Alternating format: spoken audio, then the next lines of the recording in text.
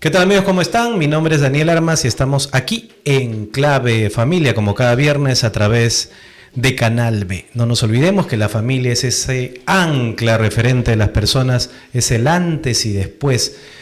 También podemos decir pues que la familia es donde comienza la vida y donde nunca termina el amor. Hoy día tenemos una invitada muy especial, ella se llama Olga Izquierdo y rápidamente puedo decir que ella es directora del colectivo Que No Nos Callen.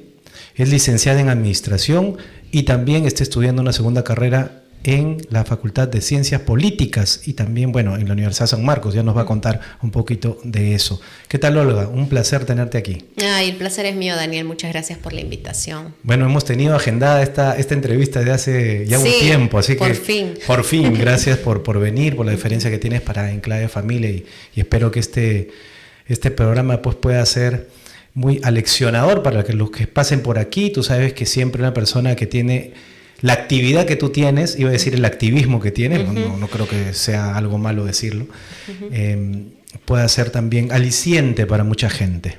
Así que vamos a empezar por una pregunta que tal vez siempre te la hagan, cada vez que te convocan a alguna entrevista, ¿no? Tú saltas, entre comillas, a la fama sí. Con el tema de los baños en el aeropuerto, ¿no? Sí. Cuéntanos un poquito cómo empezó eso, o sea, es decir, tú no es que decidiste quiero salir en los medios, quiero hacerme famosa, no fue tu intención, entiendo, pero ¿cómo pasó? ¿Hubo una indignación? ¿Qué pasó? No quiero poner palabras en tu boca, quiero que me cuentes. ¿Qué pasó ese día? Sí, por supuesto. En realidad yo expresé mi disconformidad. ¿Pero tú estabas viajando, regresando? No estaba viajando, ya. Pero sí, o sea, sí suelo viajar, pero en ese momento no estaba viajando. Yo recuerdo bien que fue un 28 de julio del año pasado, justo en Fiestas Patrias. Y yo fui a consultar, a preguntar, ¿no? Porque sí tuve conocimiento sobre este tema de los baños inclusivos en el aeropuerto y quería saber de qué se trataba. Ya. Entonces, justamente así como han visto en mis videos de TikTok, llego al aeropuerto y hago preguntas sobre los baños, ¿no? Si ese cartel, porque en ese entonces estaba el cartel toda persona con identidad femenina, ¿qué significaba, ¿no? Si esto permitía que un hombre ingrese al baño de mujeres. Entonces, bueno, el personal del aeropuerto, la señorita que me atendió, pues me señaló que si un hombre se siente, ¿no? O tiene la apariencia de una dama, puede hacer uso de los baños. Lo cual ya con esa respuesta pues confirmé de alguna forma que esos carteles pues estaban permitiendo el acceso de hombres a los baños de mujeres, lo cual pues me parece incorrecto. Entonces, como resultado de esa conversación, yo decidí presentar un reclamo en el libro de reclamaciones del aeropuerto y grabé, digamos, esta conversación que tengo con esta señorita para expresar mi preocupación, para dar a conocer lo que estaba pasando, para que las personas puedan saber, ¿no? Sin pensar que el video se iba a viralizar, que iba a alcanzar pues millones de vistas, 12.5 millones de vistas alcanzó uno de los videos. Y bueno, y aquí empezó todo el tema se llegó este tema digamos al debate, parte del debate público. Me empezaron a invitar a diferentes medios de comunicación para poder hablar del tema y bueno, así fue como sucedió todo y como producto de esta iniciativa que yo tomé, pues recibí mensajes de miles de mujeres, de padres de familia también, que me decían, Olga, te felicito, qué buena iniciativa, que por fin alguien lo dice. ¿Y por qué? Porque generalmente las personas que expresan su opinión respecto a estos temas suelen pues suelen etiquetar de transfóbicos, homofóbicos, te vuelves así como, digamos, el discriminador, ¿no? Ultraconservadores. Sí, exacto. Entonces las personas, pues, y me agradó mucho recibir justo ese respaldo principalmente de las mujeres, que también en los comentarios y en todo lo que se compartió en redes, pues decían, claro, o sea, no está bien, ¿no? Entonces, o sea que como tomaste una voz de mucha gente que pensaba igual, pero que no había alzado su voz todavía. Exacto, sí, tal cual. Ya, pero en porcentajes, Porque no creo que todos en 100% han no, estado de acuerdo contigo. En su mayoría sí. ¿Ya? En la mayoría sí. Pero comporta? claro, hay un porcentaje que, digamos, de este sector progresista, a favor de toda la agenda LGBT, la agenda de género, que sí, también recibí pues insultos, ofensas, amenazas y todo ello, ¿no? Pero yo creo que en esa posición en la que yo me encontré, y hasta ahora, yo sé que hice lo correcto, ¿no? Hice lo correcto y todo lo que vino después para mí fue como, bueno, es parte de cuando tú opinas, cuando tú hablas, cuando tú defiendes lo que tú consideras correcto, justo, sobre todo. Siempre va a haber gente que no le va a parecer, que te va a criticar y te van a decir muchas cosas, pero yo creo que es parte de, ¿no? Y bueno, yo he seguido adelante hasta ahora, se abrió el movimiento Que No Nos Callen Depende de Ti, que justamente estamos luchando por la libertad de expresión, porque a raíz de ese reclamo pues me denuncian, o sea, me denunciaron. ¿Quién? Leila Augusta Huerta Castillo es quien me denuncia. Entonces esta persona pues presenta esta denuncia por presunta discriminación. ¿Dónde? ¿El Poder Judicial? Claro, en el Ministerio Público. Ya. Pero ya la primera disposición fiscal solicitó el archivamiento de la denuncia. Justo hace unas semanas lo publiqué en mis redes, porque se vieron que no existían los elementos de convicción para decir que efectivamente hubo discriminación, ¿no? Porque ni siquiera hubo mala intención, entiendo. Por supuesto, porque en ningún momento menciono a las personas trans en mis videos. Tú tampoco dices cómo es posible que esto has hecho escándalo, ¿no? Claro, simplemente has preguntado. Pregunté, cuestioné. Además, no conozco a la persona que me denunció, no estuvo presente. Y básicamente todo lo que yo hice fue ejercer mi derecho constitucional de expresión al decir no me parece, me preocupa, ¿no? Yeah. Y mi derecho constitucional de petición al presentar mi reclamo en el libro de reclamaciones, ¿no? No he cometido ninguna lesión ni agravio contra nadie, y eso la Fiscalía lo ha ratificado, además de ratificarme mi libertad de expresión. Y bueno, igual estamos ahora en el proceso porque ellos apelaron a la decisión y se ha elevado a un fiscal superior. Y bueno, ahora estamos a la espera, ¿no? O sea, ha subido de instancia. Sí, ha subido a un fiscal superior y el si caso. Ellos le dan la razón, mejor dicho, si esa instancia le da la razón a ellos, pasarían a una tercera instancia y última, o a la Corte Suprema de frente, no sé cómo sea esto. Sí, bueno, lo que me dijo el doctor Juan José, quien asumió mi defensa, el abogado Juan José Uchuya, es esperar, ¿no? Si lo que pasa es que este fiscal puede archivar definitivamente el caso o abrir una investigación, o sea, formalizar, mejor dicho, la denuncia, ¿no? Pero nosotros creemos, y yo confío principalmente en Dios, y estoy esperando pues que este caso se desarrolle conforme la primera disposición fiscal, porque en realidad delito pues no hay ningún delito. Pero tú sabes, creo que no es un secreto para nadie, o tal vez algunos no lo sepan, que el Poder Judicial también está ideologizado. Sí, por supuesto. Pero mira, la primera disposición fiscal fue a mi favor. Y yo creo que toda la Fiscalía, es cierto, no, en el sistema de justicia y en las diferentes instituciones gubernamentales, este enfoque transversal de género está presente, ¿no? Los capacitan. Exacto, sí. Pero yo confío en Dios, esa es mi confianza y es lo que me da tranquilidad y paz en medio de todo este proceso. Entonces hablemos de género, porque yo creo que ya mucha gente ha escuchado la palabra. Aquí en varias ocasiones también hemos invitado personas que han explicado de alguna manera, pero creo que las personas con su día a día no es que lo tengan interiorizado al 100%. De hecho, que hay personas que dirán, pero género, sexo será lo mismo. Tanto hablan de género, hablan de lo transversal de las políticas de género en el Perú, pero ¿qué es eso? ¿Cómo se come? ¿Cómo se mastica? Sí, sí. ¿Qué me dices? A ver, si yo te preguntara, imagínate, primera vez que hablamos de eso, ¿cómo podrías tú explicar cuál es el peligro de esta palabra en inglés, gender. Y en castellano, género, como nueva antropología para las políticas públicas? Sí, lo que sucede es que esta, ideología de género, como ya lo han dicho varios referentes y politólogos como Agustín Laje, Miklos Lukács, entre otros, la ideología de género es una ideología acientífica porque desarraiga al ser humano de su naturaleza biológica, ¿no? Yo, por ejemplo, puedo decir, yo me identifico, mi identidad, mejor dicho, soy del izquierdo, tengo 31 años, soy de tal familia, de tal lugar, ¿no? Y soy mujer, ¿no? Y eso, incluso nosotros tenemos un documento de identidad que justamente ahí van todos estos datos. Sin embargo, con la ideología de género, la realidad biológica no, digamos, no te da esa identidad que tú tienes en base a tu sexo, sino que ya todo se basa en la autopercepción tuya, en cómo tú te autopercibes. Es decir, yo puedo ser mujer biológicamente, pero yo no me siento como una mujer y yo me siento como un hombre. Entonces, soy un hombre, ¿no? Y ese es el peligro. Según yo. Según mi, digamos, lo que yo pienso, mi mentalidad. Pero puedo pensar de que nací en el cuerpo equivocado.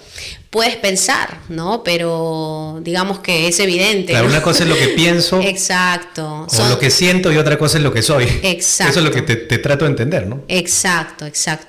Entonces, esto es lo peligroso, ¿no? ¿Por qué? Porque ya estamos viendo lo que está pasando en otros países respecto a esta autopercepción. O sea, ya aparte de, digamos, mujeres que se identifican como varones o viceversa, también se están identificando como bebés o se están autopercibiendo como animales, ¿no? Entonces esto ya está llegando, digamos, a un extremo bastante... psiquiátrico ya. Ya, por supuesto, ¿no? Entonces yo creo que es importante que tengamos en cuenta esto, principalmente los padres, porque también a los niños se les está enseñando esto.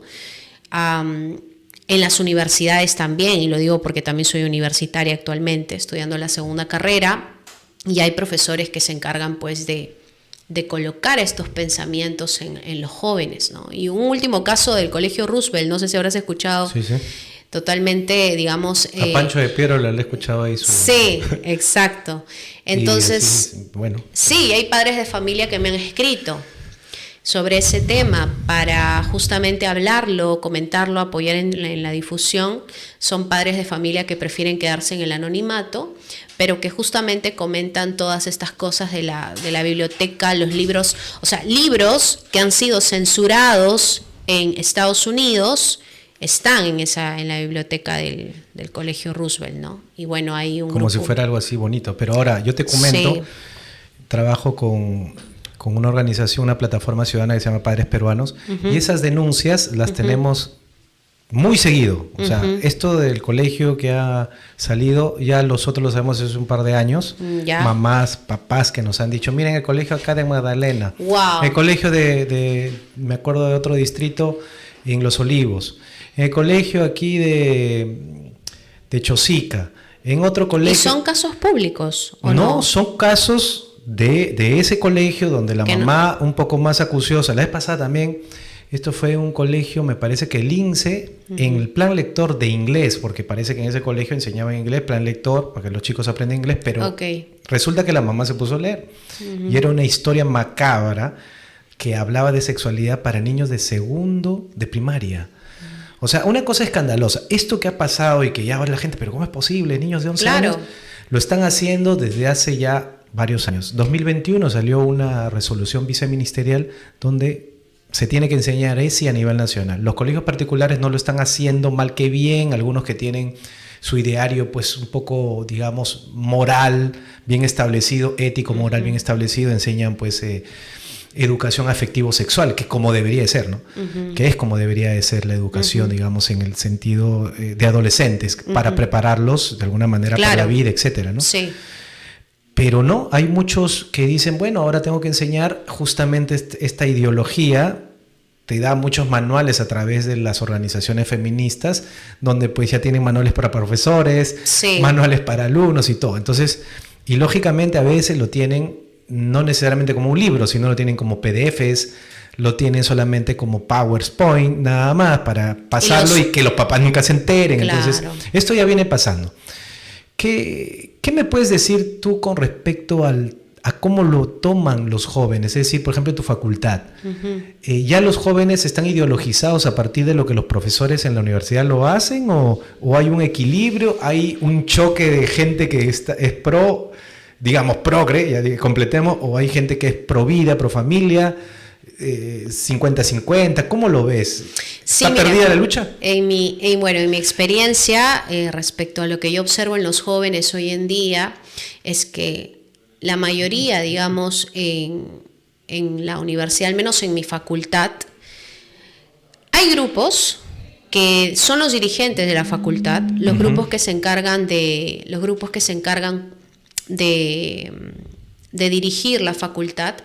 Estos jóvenes sí están ideologizados con el tema del género, el comunismo, el feminismo, etc. Ya. Y como están en estos grupos dirigenciales, ellos promueven estas ideas en la facultad. ¿Cómo? Cuando hacen actividades, por ejemplo, ¿no? Organizan ciertas actividades, hacen ciertos pronunciamientos, convocan a ciertas reuniones en donde abiertamente muestran esta postura a favor del feminismo, del aborto, etc. Por ejemplo, en junio han hecho su marcha, supongo, ¿o no? Bueno, hay grupos que sí apoyan, hacen actividad. Hicieron una actividad, me acuerdo, en la universidad, invitaron a ciertos ponentes de estos grupos. Pero, como te digo, como son dirigentes en la universidad, se encargan de promover esas ideas. Entonces los jóvenes están, expuestos a ese tipo de pensamientos feministas, progresistas, de una forma continua. Ahora, hay jóvenes que sí son pro vida, pro familia, ¿no? Justamente hay un grupo, Jóvenes Patriotas, que fue el que organizó el evento que se realizó en la universidad y que... ¿Cómo se llamó ese evento? Que fue la conferencia académica sobre la influencia de los derechos humanos sobre la influencia del globalismo en los derechos humanos. Ya. Entonces, ¿y ellos lo organizaron? Jóvenes Patriotas lo organiza. Ya. O sea, son un grupo de jóvenes que han tenido la iniciativa de abrir justamente este colectivo que defiende la vida, la familia, ¿no? Totalmente antagónico a las ideas progresistas. Pero supongo que no son muchos. No son muchos. ¿Por qué? Porque hay mucho miedo en los jóvenes de hablar. O sea, hay jóvenes que realmente no comparten estas ideas, pero que tienen miedo a decirlas. ¿Por qué? Porque hay una suerte de funa. Ese es el término que utilizan en la universidad, funa. Te van a funar, o sea... Funear, no sé. Funar, exacto. Ya, pero ¿qué es como cancelarte? Te van a cancelar. Claro, te cancelan. Oye, no digas eso porque te van a funar, o sea, te van a cancelar, te van a dejar de lado, te van a... etcétera, ¿no? O sea, como que te ponen la cruz, ¿no? Yeah. Entonces los jóvenes muchas veces tienen miedo a expresar sus ideas. Y bueno, este es el tema. Pero con estos jóvenes, y hemos hecho también, yo también con estos chicos, una gran amistad, porque hay jóvenes pues que piensan como nosotros y nos estamos de alguna forma mostrando, estamos diciendo, oye, es importante que tú digas lo que piensas, ¿no? A pesar de que te funen o te insulten o te digan... O la mayoría piense como... Exacto. Es tu libertad de expresarte y de pensar. Aunque eso sería relativo, ¿no? El hecho de que podría ser no necesariamente la mayoría, sino la mayoría más bien pensarán como ellos o como en este caso ustedes cuando hacen la organización de este tipo de simposios, pero todos los demás están calladitos, pareciera que no existiera. Están calladitos. Exacto, hay varios jóvenes que están calladitos, ¿no? Y de hecho cuando participamos... hubo un evento que realizó el Congreso con los jóvenes universitarios, el Parlamento Universitario San Marcos, y justamente nos unimos para hacer un bloque pro vida y el proyecto de ley que nos tocó debatir fue sobre el aborto. ¿Por violación o el aborto así en general? No, el aborto en general. Fue el proyecto de ley que presentó la congresista Ruth Luque en su momento, que se desaprobó y solamente tuvo un voto a favor que fue de ella misma. Ya, ese proyecto de ley lo debatimos entre universitarios, ¿no? Y ahí armamos nosotros nuestro bloque pro vida. Yeah. Y habían estudiantes, o sea, compañeros, que nosotros los pensábamos que eran progresistas, ¿no? Porque los veíamos en esos grupos.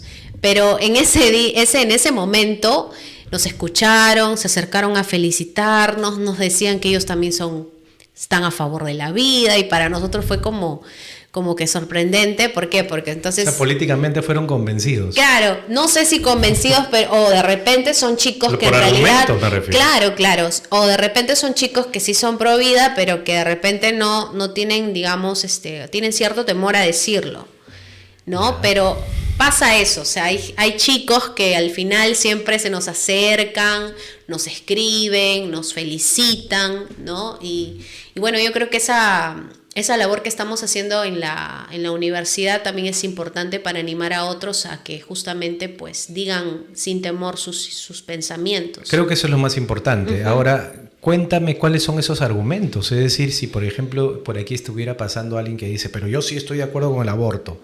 ¿Tú qué le dirías? ¿Cuáles son los argumentos para no estar de acuerdo con la aprobación del aborto en el Perú, de una ley a favor del aborto en el Perú? Sí, o sea, cuando hablamos nosotros, por ejemplo, de la ley aquí en el Perú, nuestra Constitución protege de una manera muy robusta el derecho a la vida.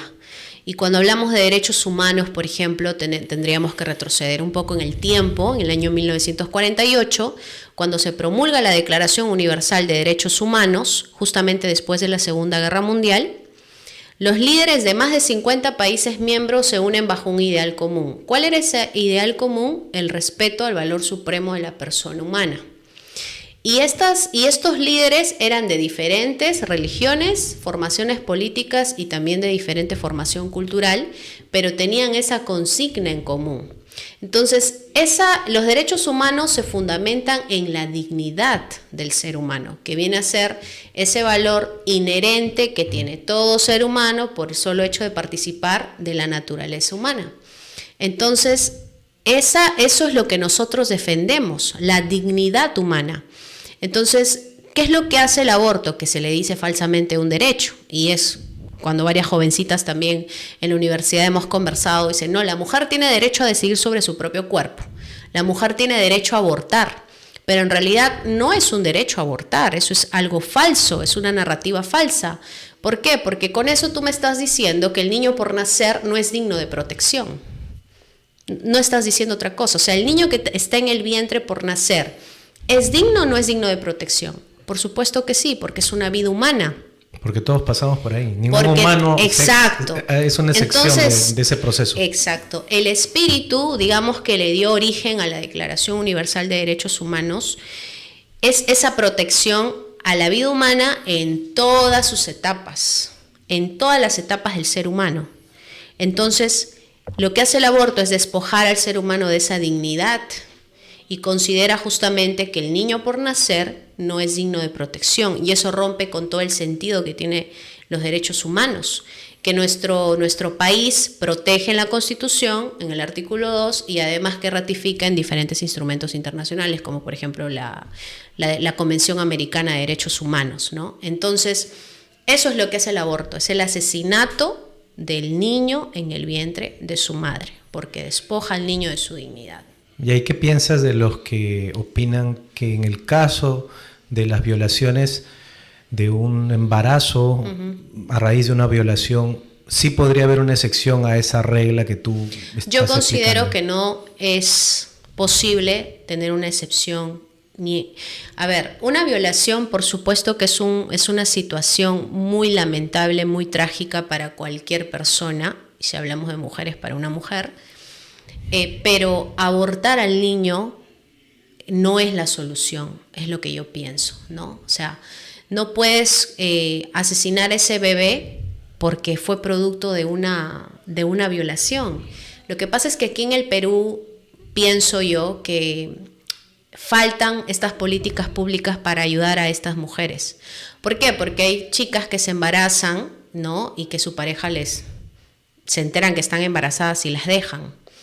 Y esta situación de estas mujeres que de repente sus parejas las abandonan o que no van a tener el apoyo de la familia, todavía de repente no terminan la carrera y tantas otras cosas que vienen en su mente, entonces ven como única salida el aborto.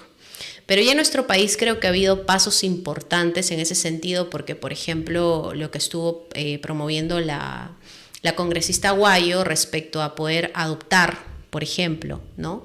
Y otros mecanismos que se pueda dar justamente para poder apoyar en estas situaciones y que no se le diga a las mujeres pues que su única solución es abortar, sino que hay otros mecanismos en donde también se puede salvar la vida de ese niño que está por nacer.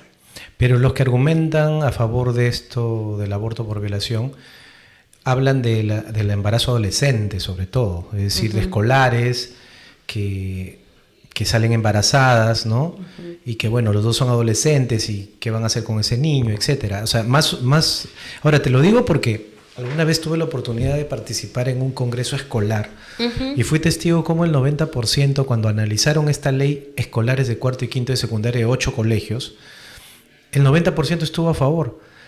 Y algunos decían, lo que pasa es que somos empáticos. Mira cómo es una lavada de cerebro de esas descomunales. Porque los chicos decían, bueno, siendo empáticos con esa problemática, yo me imagino qué pasaría conmigo si es que a mi edad, 14 años, 15 años, salgo embarazada. Entonces sí, yo tengo que ponerme en su lugar y por eso sí estoy de acuerdo. Así, el 90%. Creo que ese 10% no supo sustentar. Y entonces yo salí de ese congreso, ese congresito, ¿no? Porque no te olvides que en el congreso hay un área que se dedica a hacer congresos escolares a nivel nacional. Ese es su trabajo, digamos, de hacer congresos chiquitos para explicarle la política a los escolares, ¿no? Entonces yo ahí me di cuenta que los medios de comunicación han hecho un buen trabajo, entre comillas, para el progresismo y para estas ideologías o para estas propuestas ideológicas de muerte, porque es una cultura de la muerte promovida.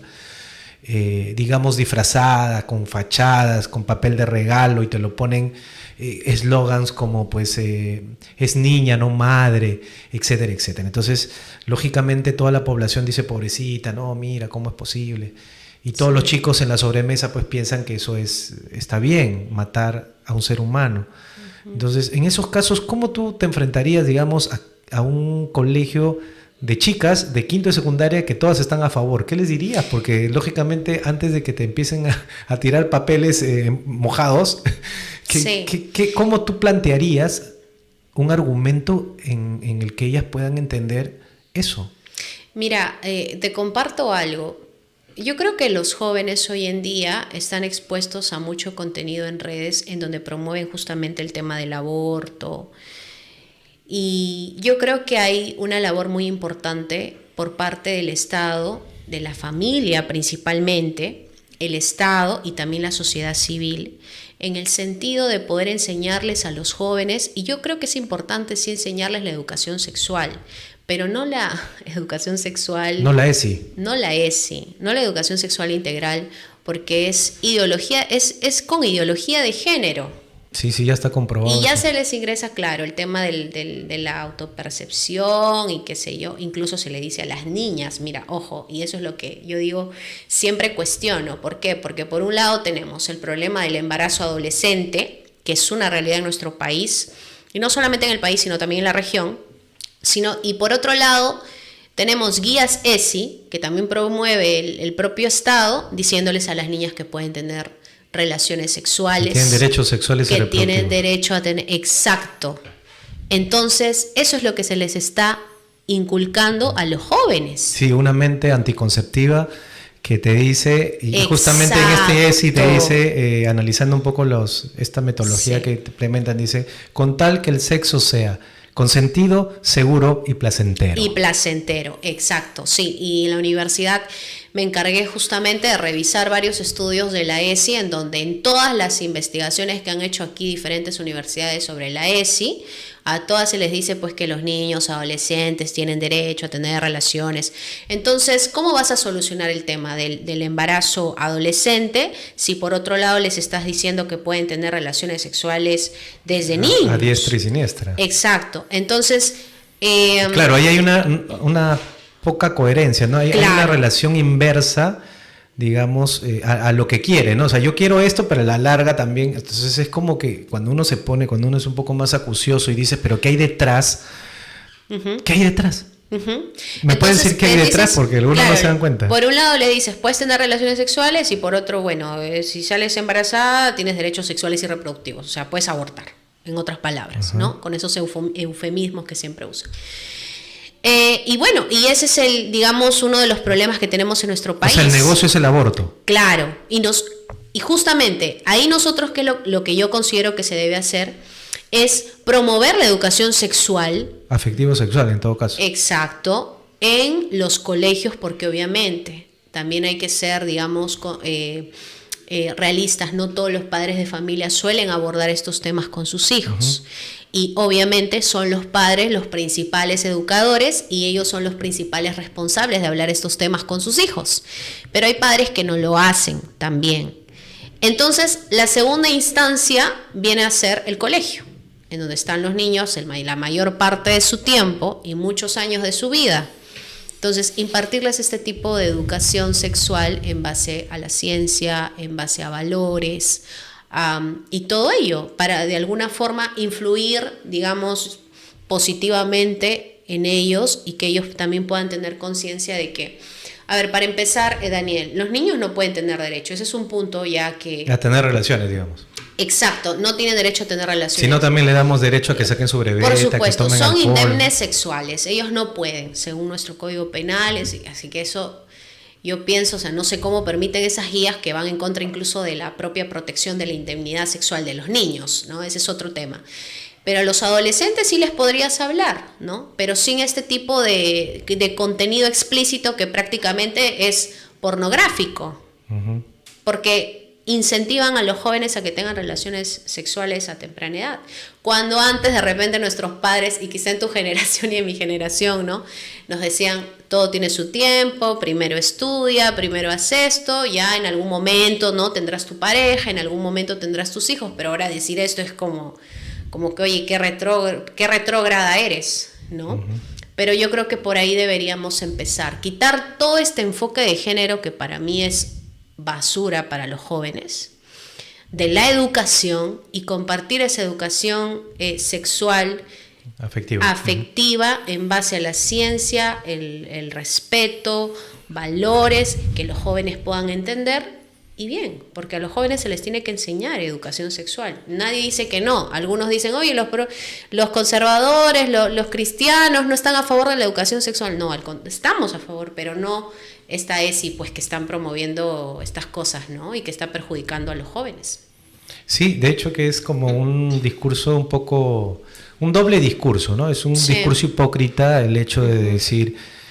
no quiero más embarazos, pero te enseño por ahí, te expongo al peligro, te empujo a metiéndote estas ideas de tienes derechos sexuales y reproductivos, uh-huh. Con tal que lo que decíamos hace un rato, ¿no? Con tal que sea consentido, seguro y placentero. Uh-huh. Y pues en las guías de los libros de 1 a 5, en el capítulo 3, dice sexualidad y género, ¿no? O sea, esa palabra género siempre, y que dicen, sí. Bueno, ustedes de la generación... Z, algunos científicos dicen que su género es fluido. Entonces cuando un chico dice fluido, ¿qué es eso? Entonces viene el profesor muy, muy proactivo y dice, bueno, fluido es que tú puedes, pues, de acuerdo a cómo te despiertes, tú sabes que ahora es lo moderno, etcétera, etcétera. Entonces uh-huh. Incentivan esto que a la larga está relacionado a lo que hablábamos al inicio del programa, que es la denuncia que tú haces el año pasado, uh-huh.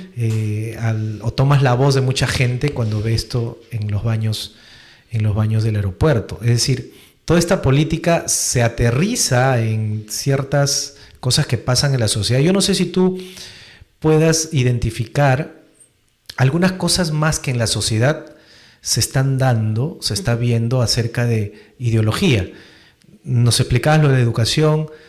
Traemos a colación el tema de los baños, por ejemplo, que digan, y actualmente, y te lo decía, sí. ¿No? Mujeres en su diversidad. Yo tomo fotos, tengo en mi teléfono la foto de la última vez que fui al aeropuerto. Mujeres en su diversidad, hombres en su diversidad, y hay un QR, ¿no? Que te va a dar la lista.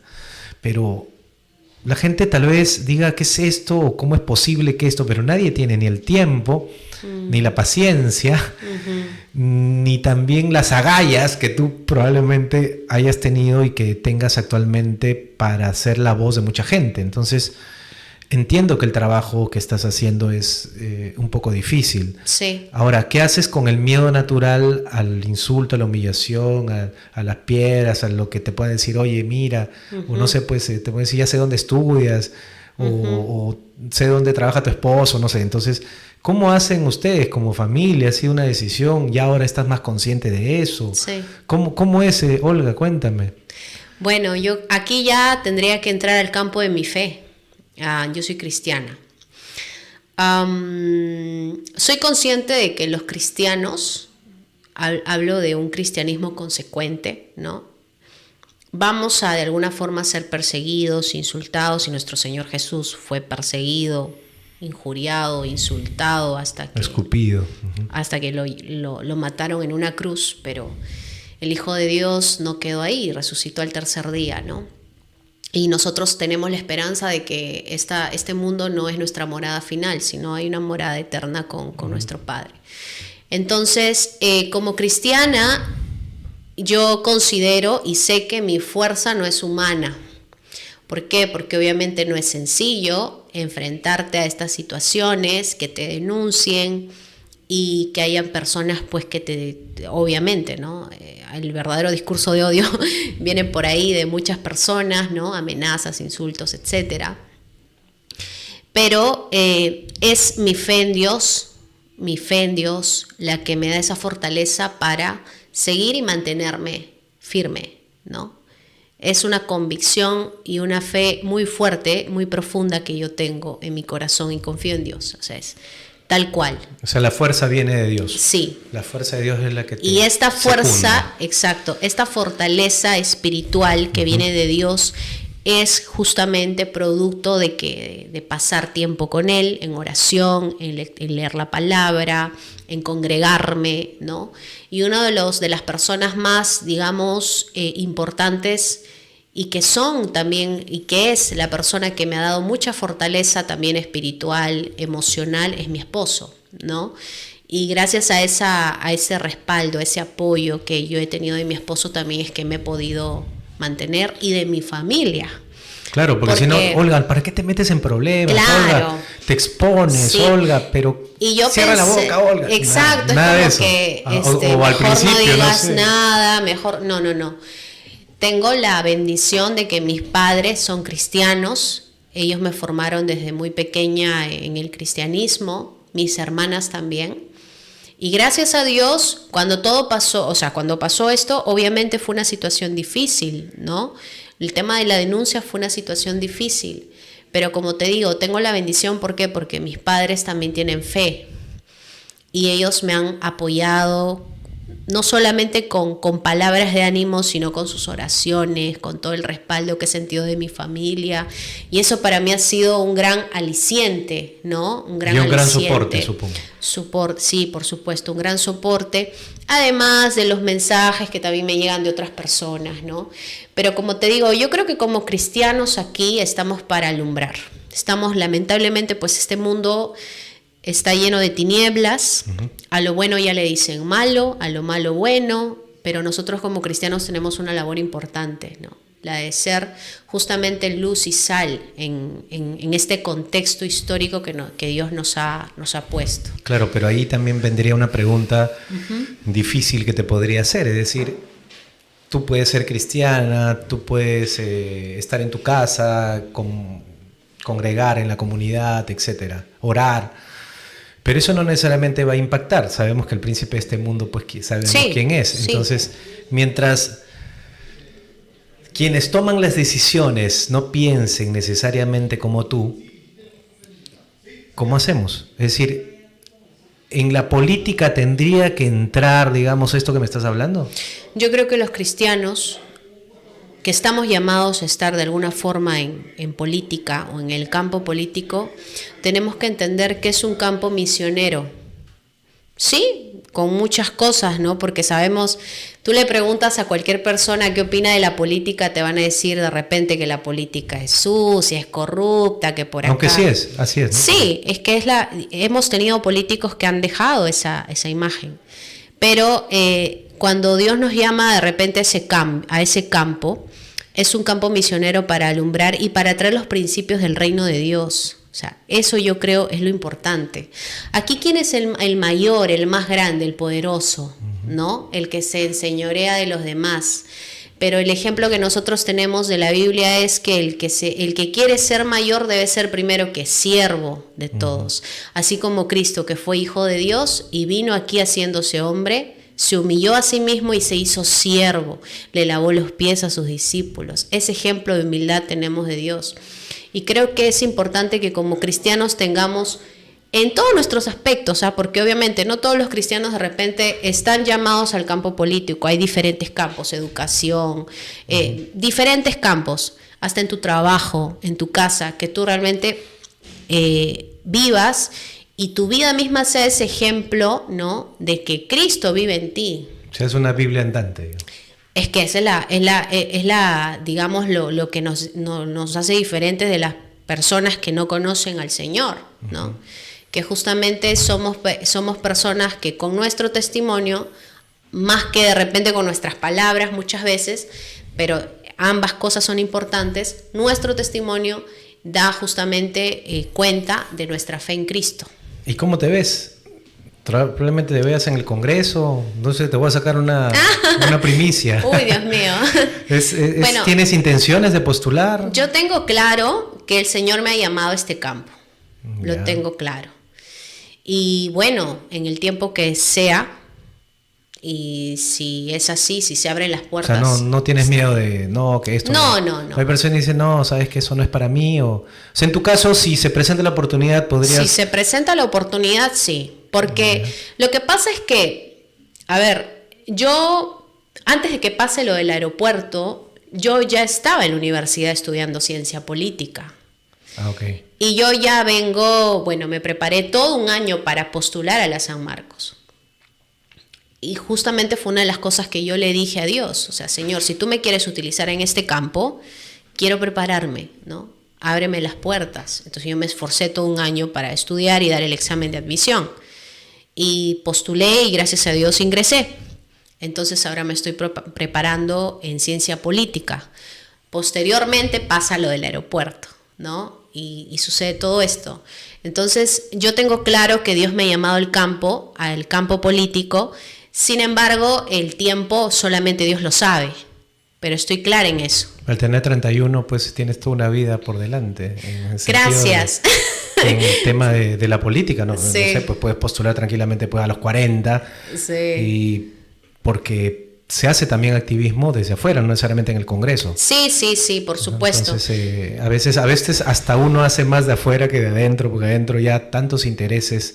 Sí, tantas cosas se ven, un voto ya no es casi nada a veces, ¿no? De hecho que se necesita gente adentro, ¿no? Pero cuánto me gustaría, y te lo digo así como algo que lo he analizado, lo he reflexionado, de que no sé, pues que el Congreso tenga, son 130, pero que tenga por lo menos 100 cristianos. Sí. ¿Por qué? Porque justamente cuando uno analiza el tema de los principios, no solamente de la naturaleza, sino de la creación, Dios. Es decir, algunos dicen, sí, pero yo no quiero que haya una sociedad violenta.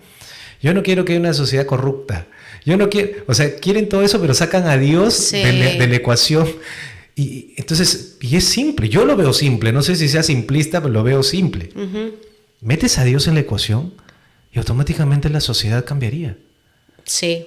Pero algunos se empeñan en decir, no, tú te vas a meter, Olga, tú vas a entrar en el Congreso. No, sabes que mira, te respetamos, pero de tu fe déjala allá en la puerta, no la metas. Sí, siempre. Entonces tú estarías dispuesta a... Es que uno no deja de ser cristiano en donde estés. Y yo creo que, o sea, digamos, ¿no? Como lo dije anteriormente, si Dios te llama a la política, entras a la política, obviamente estando muy clara de que hay un llamado especial ahí y que vas en ese lugar a justamente a mostrar tus principios. Claro, pero cristianos. No es que tú vayas a catequizarlos a ellos. No, porque si no vas es tu a decir, iglesia. O claro, sea, exacto. no es que es tu iglesia el Congreso, ¿no? No, para nada. A lo que me refiero es que tú no dejas de ser cristiano. O sea, más bien ahí en donde hay una situación en la política, pues un campo muy minado, en donde hay muchos intereses en conflicto, ¿no? Es que estés preparado para justamente tomar esa posición y hacerlo como debe ser, ¿no? Porque también, valgan verdades, hay cristianos que han llegado y no han dejado de repente un buen ejemplo, pero sí también como otros cristianos que están en política y que han hecho una labor muy ejemplar, ¿no? Entonces, o tal vez algunos que se han quedado callados justamente por ese temor a que digan, no, pero no es una iglesia, le han dicho, no, ¿sabes qué? No nos podemos avergonzar del evangelio. Exacto. Es un principio muy claro. Y yo creo que para los cristianos que aterrizan su fe en sus obras, lógicamente los demás, que no son, pueden ser ateos, no sé, pues de otra religión, en el Congreso me refiero, podrían ver la conducta, el trato, las formas, las propuestas, los principios, esa promoción de principios, de valores, etcétera. Sí. Éticos, ¿no? Te dices, wow, esto nos haría bien. Ese aporte de la persona es un cambio. Entonces, eso creo que vende, ¿no? O sea, digo en el buen sentido, es decir, ¿quién no quisiera tener un aliado político de esas características? Un señor, digamos, bien puesto con sus principios, una señora con sus principios bien puestos, que merezca la confianza, digamos, para poder hacer un bloque político. O sea, ¿quién no quisiera un compañero de bancada así, pues, no? Por supuesto. Y en la Biblia hay varios ejemplos, ¿no? Tenemos, por ejemplo, el ejemplo de Daniel, Esther, y muchas personas que Dios los ha utilizado en ese campo. Y creo también que justamente, ¿no? Es verdad que no todos los cristianos están llamados, ¿no? No todos los cristianos les va a interesar el tema político. Te puede interesar otro sector, pero en donde tú estés tienes que tener en cuenta justamente a quién tú representas. Y si tú dices que eres cristiano, ¿a quién estás representando? A Cristo, ¿no? Entonces yo creo que eso es importante y no dejarlo de lado, porque a mí me han dicho algunas personas, no involucres tu fe, pero para mí ese es un error muy grande. Y creo que las personas no se están dando, o mejor dicho, no sé si todas se darán cuenta que bien, a esto le dicen batalla cultural, pero nosotros como cristianos sabemos, y ya lo están empezando a decir algunos políticos, es una batalla espiritual. Porque tú ves todo lo que va el progresismo está ligado con en las marchas en Estados Unidos salían los satanistas, ¿no? Con sus banderas arcoíris. Ahora mismo otras, las Olimpiadas mismo es satanismo. Y las Olimpiadas que se burlan del cristianismo. Y todas estas cosas tienen un trasfondo espiritual que poco a poco las personas me parece que ya están entendiendo. Eso se debería enseñar en los colegios. Exacto. El tema que tenemos una dimensión espiritual que no la alimentamos, como no la vemos, pensamos que no existe. No la vemos, pero es muy real. Exacto. Y incluso el propio Nayib Bukele lo dijo en una entrevista con el periodista Clarkson. Él le preguntó cómo venciste a las maras, ¿no? ¿Cómo venciste a las pandillas? Se pusieron a orar, es lo que contó el presidente Bukele, ¿no? ¿Por qué? Porque habían encontrado en las guaridas de las pandillas que realizaban cultos satanistas, cultos satánicos. Entonces decían justamente que los pandilleros estaban también con el satanismo. ¿Te das cuenta? Entonces es justamente esto, ¿no? Nosotros promovemos la verdad de Dios, defendemos la vida humana, como cristianos por el simple hecho de que pues hombres y mujeres son creados a imagen y semejanza de Dios, ¿no? Por eso son dignos, por eso tienen valor, por eso defendemos a la persona humana y muchas otras cosas que aprendemos de la Biblia y que lo podemos llevar justamente a nuestra vida diaria. Entonces esta lucha es espiritual y Dios lo dijo muy claro, ¿no?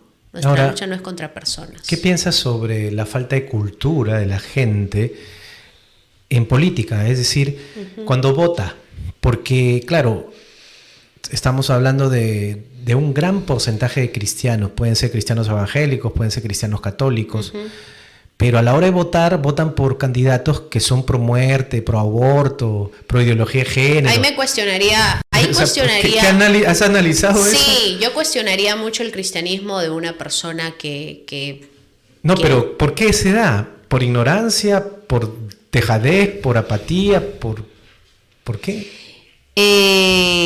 Por ignorancia no creo. A no ser que de repente no se den el tiempo de investigar a sus candidatos. Bueno, puede ser, ¿no? Que de repente no se hayan dado el tiempo de ver cuáles son las ideologías que promueve tal candidato. Es que no se dan el tiempo, pues. Porque todos ven el noticiero y ven los tres primeros, dicen no quiero que mi voto sea... Se dejan llevar quizá por lo que dicen en los medios o las encuestas. Exacto. Puede ser, ¿no? Pero yo creo que todo cristiano consecuente y coherente... Pues así le caiga bien un candidato que va primero y que piense que puede hacer muchas obras, claro. si es pro aborto, Tendría que descartarlo. Sí, por supuesto. Yo creo que sí. ¿Por qué? Porque no puedes votar pues por un candidato. Pero sí lo hacen. Por eso ganan. Por eso, por eso te digo, hablo de los cristianos, porque de alguien que no es cristiano, bueno, lo puedo entender. Pero de alguien cristiano no es coherente. O sea, no es coherente. Ya, pero entonces ¿no te parece que se tendría que, en todo caso, hablar de esto en las iglesias? Sí, por supuesto. Tanto católica, evangélica, se tendría que hablar de esto. Por supuesto, se tiene que hablar. No todas las iglesias tienen la apertura para hablar de estos temas. Entonces incluso es el problema. Sí, es uno de los problemas, claramente, porque las iglesias lamentablemente han de alguna forma han satanizado la política, o sea, se ve como algo que no se puede hablar de eso. Y yo creo que es importante que se hablen de esos temas en las iglesias también, para que justamente los cristianos puedan ser un poco más conscientes, puedan conocer realmente toda esta agenda que hay detrás, ¿no? O sea, ha sido un disparo al pie eso, porque finalmente si hago que no permito que la gente comprometida con el cristianismo y con los valores cristianos o judeocristianos ingresen, porque satanizo una situación, nadie se mete y después todos los que piensan en contra hasta más van a abolir el cristianismo en el Perú más bien, a la larga, ¿no? Porque nadie se involucra y después nos sale el tiro por la culata. Sí, es una de las cosas que yo cuestiono también. Yo creo que debería haber más apertura en estos temas en las iglesias. Sin miedo, digamos. Sí. Y en los espacios correctos, me refiero. Aparte, es parte de la educación cívica, creo yo, de todo ciudadano, ¿no? Y más como cristianos también, o sea, hablar, por ejemplo, ¿por qué no votar por un político pro aborto? ¿Qué de malo tiene hablar de eso, por ejemplo? Para nada, ¿no? No tendría nada de malo. Más bien sería algo muy oportuno y muy beneficioso, porque ciertamente de repente hay cristianos que no conocen el tema, ¿no? Exacto. Entonces yo creo que sí, o sea, si hay pastores que lo hacen, hablando de la iglesia evangélica, hay pastores que lo hacen, hay otras iglesias que prefieren evitar estos temas, pero yo creo que sí debería hablarse, es necesario. Bueno, tus palabras finales, Olga. Hemos llegado a la parte más triste del programa, que es el final. Quisiera que des un mensaje, digamos, a alguien que está tal vez con las dudas, de decir, mira, en mi trabajo, yo soy profesor, o no sé, tal sitio, y me da miedo. Tú me inspiras, Olga, entonces, ¿cómo hago? O dame un mensaje. Entonces, a ver, dirigiéndote a la cámara. Yo le daría el mensaje a todos los oyentes que no tengan miedo de expresar sus pensamientos, expresar sus ideas. Hay mucha gente que se va a animar justamente a hablar cuando vean que nosotros también hemos perdido el miedo, ¿no? Y pienso yo que en mi universidad, por ejemplo, hay muchos jóvenes que se me acercan, empiezan a decirme qué importante es esto, de hablar de esto. Yo creo que con nuestro ejemplo de valentía y de defensa de la verdad podemos hacer que otras personas también se inspiren y puedan empezar a hablar con libertad sobre estos temas. Por eso el lema del movimiento es que no nos callen, depende de ti. Justo te voy a decir entonces, Olga, cerramos con broche de oro con esa frase, que no nos callen. Que no nos callen. Depende de nosotros. Hay que hablar, depende de ti, exacto. Perfecto, muchas gracias por la diferencia con el programa. Gracias a ti, Daniel. Cuídate mucho. Bueno, y con nosotros serás el próximo viernes, Dios mediante, aquí en Clave Familia.